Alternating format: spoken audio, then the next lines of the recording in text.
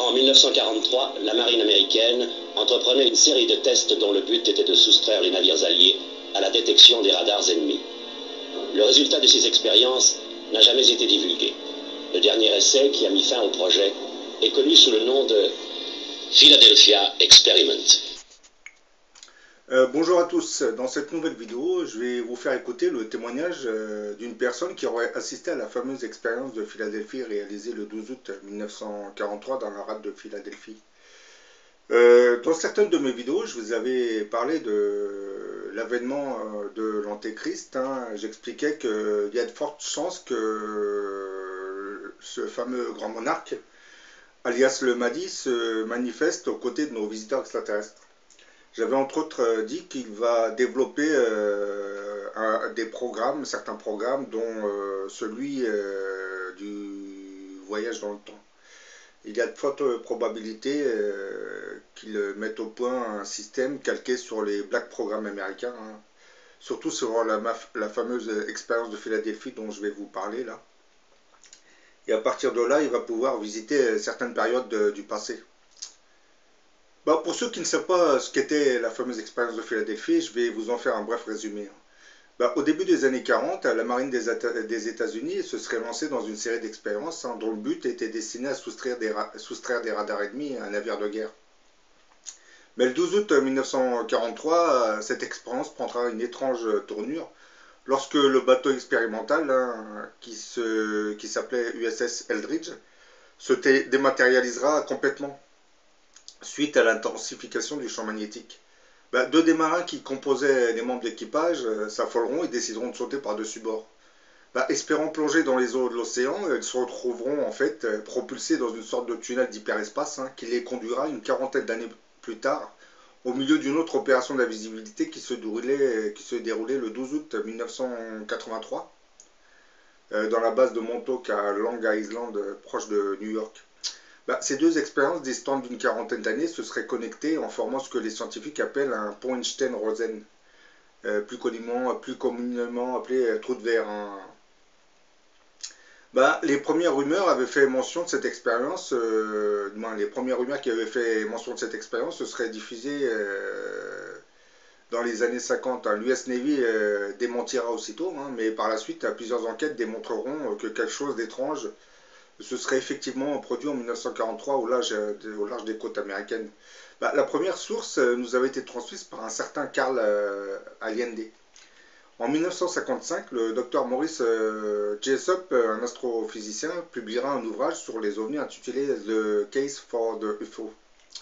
La même année, il sera contacté par un certain Carlos Miguel Allende, qui révélera s'appeler en fait Carl Allen. Pas Alien. Ce fameux Carl Allen enverra à Jessup 3 lettres dans lesquelles il prétendra avoir été témoin d'une étrange expérience de l'US Navy. Cette expérience, fondée sur les travaux du savant Albert Einstein, se serait produite en octobre 1943, au large de Philadelphie. On dit octobre, mais c'était plus le 12 août. D'après Allen, elle aurait eu pour but de rendre un escorteur invisible et de lui faire parcourir quasi instantanément la distance entre Philadelphie et la base navale de Norfolk, qui est distante de plus de 400 km. L'auteur des 3 lettres rattache l'affaire aux ovnis et s'adresse donc à l'astrophysicien Jessup parce qu'il pense que c'est un type de propulsion qui serait probablement similaire à celui que développeraient les vaisseaux extraterrestres pour se déplacer. Carl Allen révélera dans ses lettres les conséquences de cet essai. L'équipage de l'escorteur USS Eldridge aurait été victime d'effets secondaires terribles. Certains seraient morts, d'autres seraient devenus fous et enfin certains se seraient volatilisés. Ces disparitions se seraient produites dans des conditions épouvantables, comme la combustion spontanée et lente du corps. Certaines personnes se seraient retrouvées en partie mélangées avec l'acier du navire, comme vous le voyez dans la vidéo là. Ils ont été carrément intégrés dans l'acier lorsque le bateau s'est rematérialisé. Les cloisons les cloisons ou le plancher, ils ont été retrouvés intégrés dans les cloisons ou le plancher. On peut traduire cette description par une occupation du même espace physique par les hommes du navire. Parce que le bateau, lorsqu'il s'est rematérialisé, ben, il s'est rematérialisé sur les hommes. Hein. Donc c'est pour cette raison qu'ils se sont retrouvés encastrés dans les cloisons et les ponts. Hein. Certains de ces phénomènes, notamment des disparitions de marins qui se seraient volatilisés, se seraient produits longtemps après la fin de l'expérience. Ben, le docteur Jessup enquêtera et arrivera à la conclusion qu'un essai militaire avait effectivement eu lieu en 1943, hein, visant à tester l'effet d'un champ magnétique puissant sur un navire, hein, l'Eldridge, et son équipage, et qu'il avait été effectué dans un bassin du port militaire de Philadelphie. Ben, pour obtenir le phénomène de magnétisme, on utilisait à la fois des génératrices à courant pulsatoire et non pulsatoire, hein, pour créer un énorme champ magnétique à bord du navire et dans ses alentours immédiats. Dès le début de l'expérimentation, l'escorteur aurait été enveloppé dans un cocon de lumière verte, hein, et aurait commencé à disparaître jusqu'au niveau de sa ligne de flottaison. Plus tard, le phénomène se serait répété en pleine mer, hein, cette fois de manière plus complète, hein, puisque l'escorteur aurait disparu complètement pendant plusieurs minutes. Bah, c'est à ce spectacle qu'aurait assisté Carl Allen alors qu'il se trouvait sur un cargo, hein, l'Andrew Furusset, faisant partie d'un convoi escorté. Hein. Toujours selon l'enquête de Jessup, des bruits auraient alors couru selon lesquels l'escorteur aurait surgi brièvement tel un fantôme en rade de Norfolk, à 400 km plus au sud. En gros, il se serait dématérialisé pour se rematérialiser à 400 km de là. Une téléportation en langage plus clair. Entre-temps, l'US Navy convoquera le Dr Jessup pour lui montrer un exemplaire de son livre envoyé par un expéditeur anonyme, hein, et à noter à la main. Bah, ça et là se trouvaient des références liées à l'expérience de 1943 et l'écriture était bien celle de Carl Allen. Hein. L'US Navy tentera en vain de retrouver ce mystérieux Allen. Hein. Elle proposera alors une collaboration avec Jessup qui refusera bien entendu. Hein. Et en 1959, le docteur Jessup sera retrouvé mort. Hein. L'enquête avait conclu à un suicide. Bon, maintenant je vais vous diffuser le témoignage du marin qui aurait assisté à la fameuse expérience de Philadelphie. Hein. Et après ce témoignage, je vous diffuserai un petit extrait du film Philadelphia Experiment réalisé en 1984 et dans lequel on assiste au fameux saut dans le temps. Bon, je tiens à préciser que, comme je l'ai dit tout au début, hein, l'antéchrist qui devrait apparaître quelque temps à la fin de notre ponde se lancera dans une série de programmes, hein, dont celui-ci, hein, je pense. Parce qu'il existe déjà aux États-Unis, mais en France, il se développera lorsque l'Antéchrist apparaîtra. Bah, si ce n'est pas déjà commencé, hein, parce que comme je l'ai dit dans certaines vidéos, il y a de fortes probabilités pour que le grand monarque alias le Mahdi soit déjà né. Hein. Probablement qu'il y a des contacts secrets, ils ont commencé à travailler sur certains projets. Hein. Bon, ce sont que mes hypothèses. Hein. Et le gouvernement ne peut pas trop diffuser d'informations sur ce qui se passe, puisque comme je l'ai déjà dit dans d'autres vidéos, la venue d'une telle personne est significatrice de la fin de notre monde. Bon, maintenant je vous diffuse le fameux témoignage. Hein.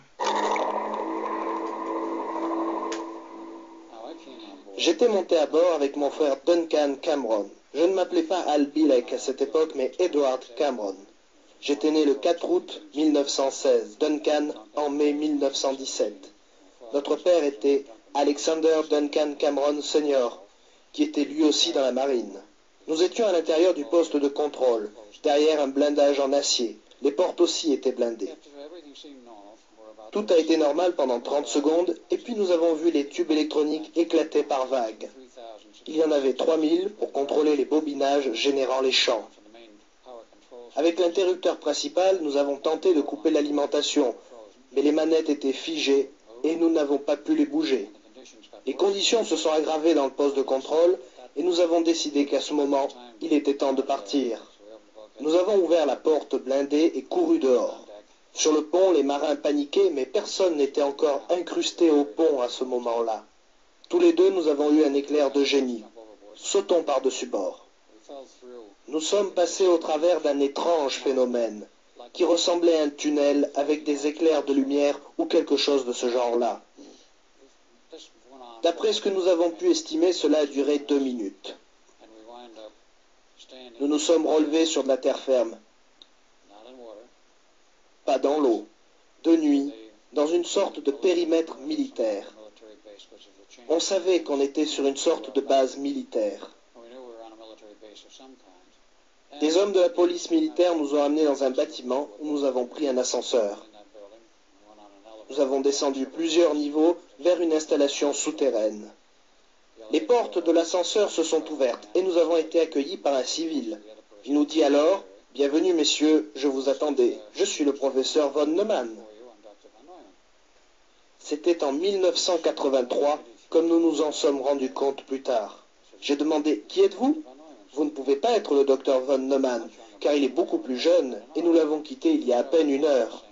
Il nous a répondu « Nous ne sommes pas en 1943, mais 1983, 40 ans plus tard, et je suis le même homme plus âgé de 40 ans. » On était là depuis 12 heures quand il va nous parler. « Messieurs, nous devons vous renvoyer vers l'Eldridge. » Je lui demandais comment il allait faire ça.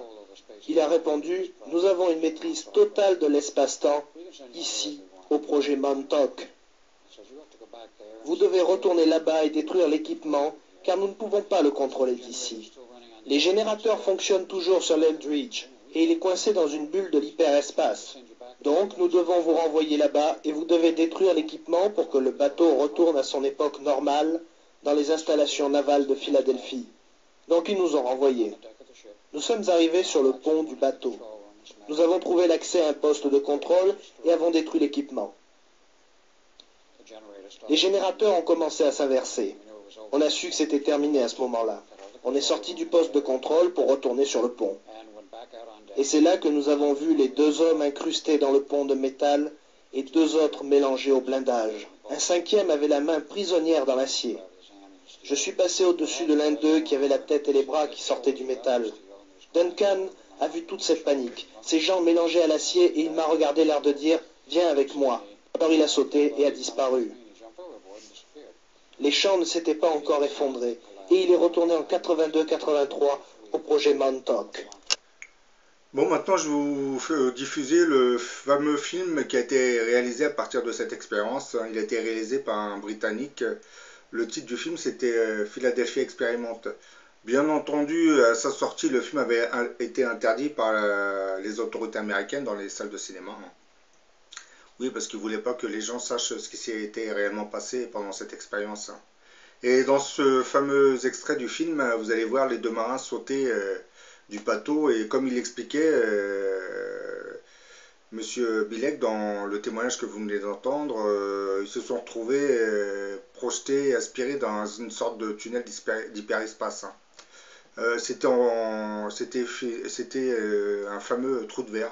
Ils avaient franchi un trou de verre pour voyager dans le temps. Bon, maintenant je vous diffuse le fameux extrait du film Philadelphie Experiment.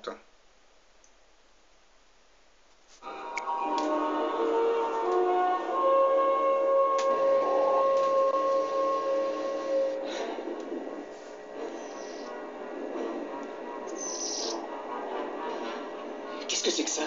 Ça, j'en ai pas la moindre idée. Mais qu'est-ce qui se passe? Qu'est-ce que c'est que ce bruit-là?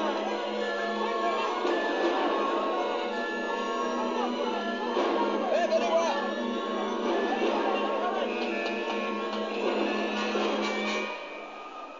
C'est incroyable! C'est vrai! Commandant, excusez-moi. C'était le garde-côte. Ils disent que l'Eldridge a disparu. Oui, il a disparu des écrans radars, heureusement. Non, il a vraiment disparu, monsieur. Pour de vrai. Ça établit le contact radio avec le commandant de l'Eldridge. C'est impossible, monsieur. Cachalot, ici chien de mer à vous. Cachalot, ici chien de mer à vous. Qu'est-ce que ça veut dire? Transmettez à l'Eldridge, coupez les générateurs, dépêchez-vous! C'est impossible d'établir le contact radio. Continuez, essayez. Cachalot, ici chien de mer à vous. Cachalot, ici chien de mer à vous. Cachalot, ici chien de mer à vous.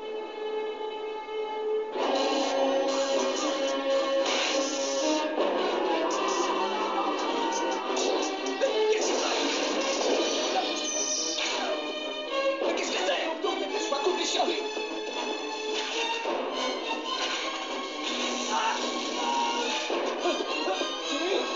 Ça va? Ouais. Vous entendez si vite?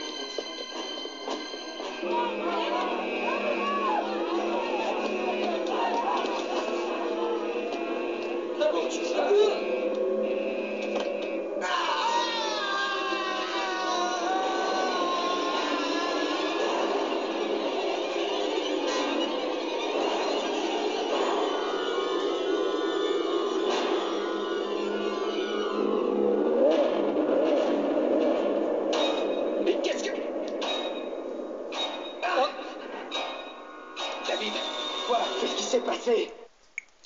Ben voilà, vous venez de voir le fameux extrait où les deux marins sautent. Hein. Dans la réalité, ils se sont retrouvés dans la base de Montauk, hein, proche de New York à Long Island.